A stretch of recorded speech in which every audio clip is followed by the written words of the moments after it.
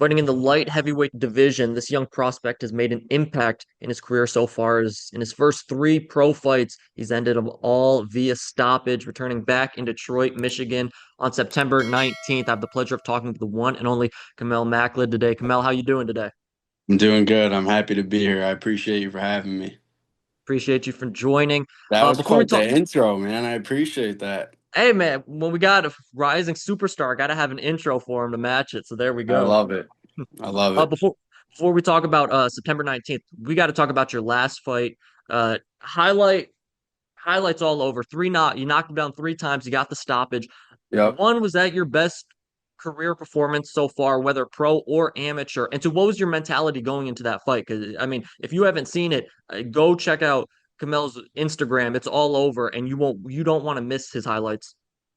I mean, I knew I had to make some noise with this one. I mean, the fact that I was fighting at Little Caesars Arena was already big enough, but I knew I needed to do something spectacular to get people to really see what's going on here and what I'm building, what me and my team are building. Mhm. I've had a lot of good performances, but that was definitely one of the bigger knockdowns that I've scored. I've scored some pretty violent knockdowns in the amateurs too, but that one was it couldn't have been more perfect. The camera angle, the Mhm. noise that it made when I connected on his chin and when he hit the canvas, I mean, it was just perfect. Over 3 million views now. It's just crazy, but I'm just looking to add to it, you know? Were you surprised he was even able to get up from that? Yeah, I mean, when you see his reaction on the ground and Mhm. how hard he hit the ground, it was like there was no way he was getting up. And then it was like within a second, he regained all of his wits. So Mhm. he's a warrior for that, to say the least. It was one of those where watching it the first time, my jaw literally dropped like, and then you see him get up. It's like, okay, this is different. And then of course you end the fight, Yeah. in the third round. You talked about Little Caesars Arena. You knew you had to put on a performance. Did you go into that fight with a little bit of nerves, or was it just, hey, I'm gonna do what I have to do. I'm gonna put myself on the map in front of these people. Uh, no, I always have full faith in myself because I know the work that I put in. I mean, nerves are normal, but I wasn't nervous that I wasn't going to do well or anything like that, or Mhm. the size of the arena. That stuff, it doesn't bother me because I know that I was born to do this and there's Mhm. no other way about it. So I wouldn't say I was nervous about putting on a performance or anything. I know and have full faith that everything is going to happen exactly the way it's supposed to. I think you said it perfectly too. Nerves are a part of it. I remember someone said if you're not a little bit nervous, then you might not care enough. So I mean you said that perfectly. And Yeah. then with the event itself, obviously sold out arena there for Clarissa Shields, excuse me. Um, It's all good. were you able to take anything from that event? Obviously, you want to be headlining those events later on in your career, those big crowds. Did you take anything like, okay, this is what I want to do when I have these opportunities down the line? In terms of what the other fighters did, I Yeah, or mean, just taking in the spectacle, like, okay, this is something, obviously I want to be a part of this as a headliner. Just yeah. like, hey, this is something I want to do, or any experience that you're like, okay, yeah, So this is different. I've had those moments Mhm. plenty of times, but it was before I was fighting there. It was seeing Clarissa Shields like 3 years ago fighting at LCA. Mhm. I have a video, it's on my Instagram. I literally captioned it. I took the video on Snapchat that I will be fighting here one day. Or at a Red Wings game. You know what I mean? I'm just Mhm. telling myself like I will fight here one day. Mhm. Not only that, I will headline one day. So it's though it didn't just occur to me just now that I fought at LCA that oh okay, this is something I want to do. It's Mhm. something that's been with me in the vision since day one. Incredible. As I mentioned to start, none of your fights have reached the final bell. What has made you so successful in these fights? What are you seeing? What are you doing that's like, okay, yeah, I can get these guys out of there. I stick to my skill set. You know what I mean? I I stick to my skill set. I look for the openings. I create the openings, and I take them when I see them. I know you said you just mentioned sticking to your skill set. Have there been any parts of your skills that you don't think you've been able to show yet because you're getting guys out of there so early? Yeah, of course. And I think that'll just continue to develop as I fight tougher opponents and Mhm. fight longer rounds. You'll be able to see a whole different skill set, no doubt. I know your next opponent, 31 years old. Some might say older, he has more experience. Do you think that'll play any factor in the fight at all, or what do you expect to see from him in this next fight?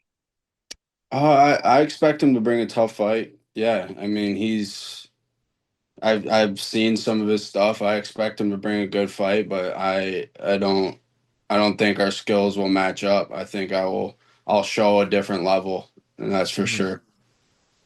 Your fourth fight in Michigan, second consecutive in Detroit. We talked about the one at LCA. Yep. What does it mean to fight so close to home? I know you touched on it. You were manifesting this for a while, but what does it mean? The fact that family, friends can come out and support you. How great is it for that opportunity? I mean, it's special for sure. It's not something that most people get to say, especially at the beginning of their career, that they get to fight at home in front of their home crowd at venues of Mhm. this stature. I mean, LCA and then Fox Theater is pretty incredible.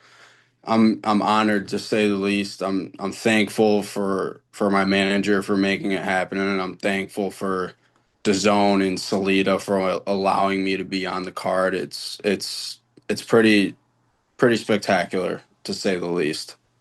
100%. Fox Theater, I already know is going to be packing on, just packed and going to be rowdy on September 19th. I'm Yeah, sure. and I don't want to cut you off, but Yeah, I want to say this is while it takes a village to build a fighter, yeah. it's not just me. Hmm. But with that being said, without a doubt, and I'm not just saying this, I've said this in an interview before. Hmm. I'm not just saying this to please people. I'm saying this because it's the truth. Yeah, Without the support that I receive from supporters, family, friends, none of this is possible. right. I mean, you'll see, and if you saw my last fight, sure, I was on the undercard, but the amount of people that showed up specifically for me is one of the most special things that you'll ever see. I mean, Mhm. people really do support this journey, and it's only a matter of time before everyone else hops on that train. So I just Absolutely. want to say that without those people supporting me, none of this is possible. 100%. I'm glad you gave them a shout and maybe just talk about that journey a little bit. Obviously, you're, early in your professional career. What was the point? Did you have a, moment where it's like, okay, it's time to go professional? And then talk about when you made that decision, your support system. Was everyone behind it? Was everyone proud? Everyone ready for fight number one as a pro? Oh yeah, yeah. I mean, fight number one was in Flint, so it was a little further away from most of my friends and family, but I still had an incredible showing.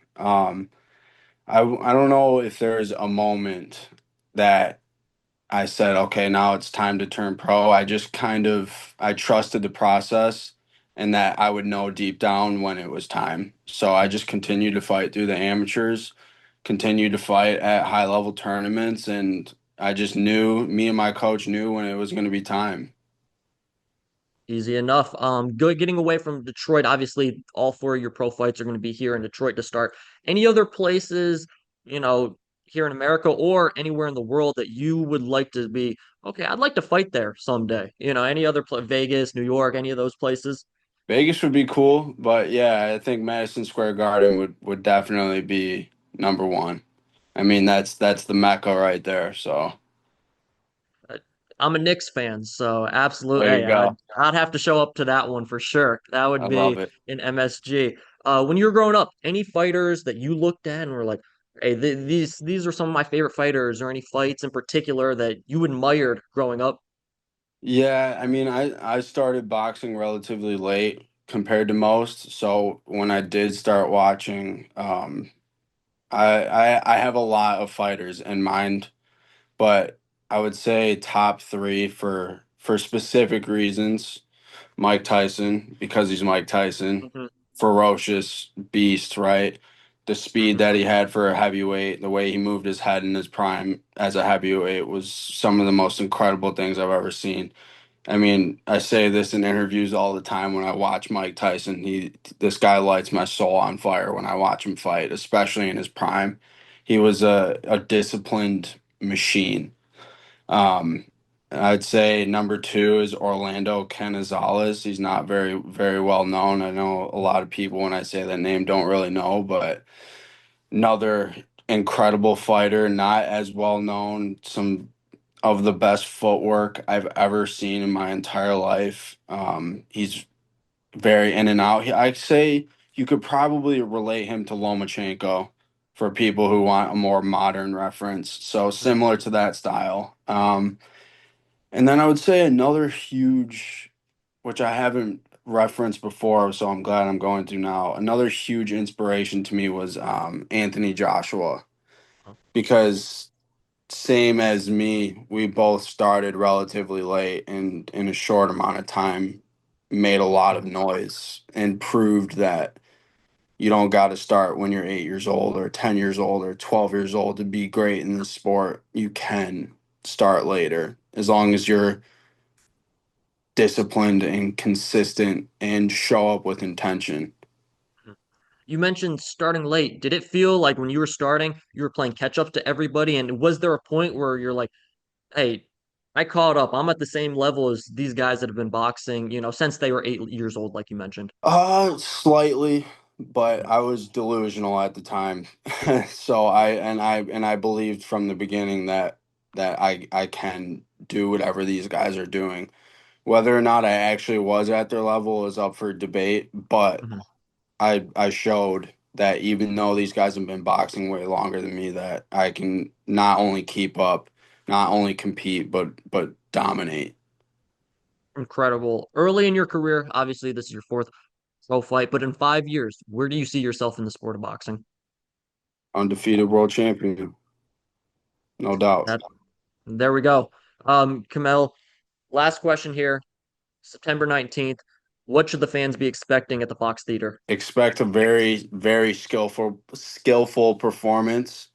Expect a good fight. I expect this guy to come out and want to bring it a little bit, and I'm there for it. I'm willing to bang it out too if need be, but expect a skillful performance and expect me to come out for blood.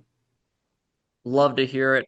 Wishing you the best, Kamel, on September 19th. I'll be tuned in and rooting for you. I hope you have a great rest of the day, and I hope you have a great rest of your training camp. Excited for September 19th. Thanks, man. I appreciate it. No problem. Have a great rest of your day. You as well.